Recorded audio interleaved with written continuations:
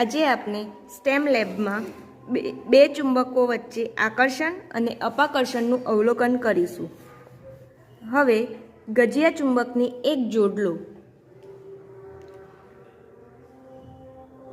3 ગોળાકાર પેન્સિલ ઉપર એક ચુંબકને મૂકો. એક ચુંબકને કઈ મૂક્યો? 3 ગોળાકાર પેન્સિલ ઉપર. અને બીજું ચુંબક કઈ છે? હાથમાં.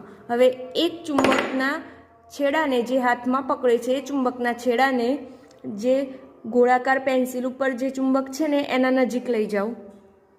કયા ધ્રુવ છે? એન અને એસ ધ્રુવ. એન અને એસ ધ્રુવ વચ્ચે શું થાય છે? જુઓ. શું થયું?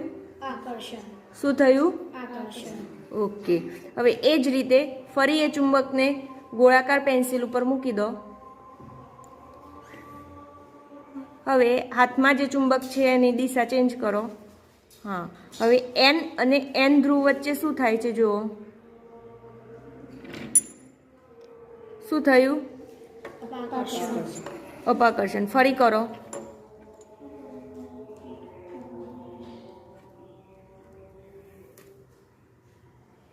દૂર જ રાખવાનું, ચુંબક નજીક નહીં લઈ જવાનું. શું થયું? અપાકર્ષણ. શું થયું? અપાકર્ષણ. તો એનો મતલબ એ છે કે સમાન ધ્રુવો વચ્ચે શું થાય છે? અપાકર્ષણ. અને વિરુદ્ધ ધ્રુવો વચ્ચે શું થાય છે? આકર્ષણ. એન એટલે કયો ધ્રુવ? ઉત્તર ધ્રુવ. અને એસ એટલે દક્ષિણ ધ્રુવ. સરસ, વેરી ગુડ.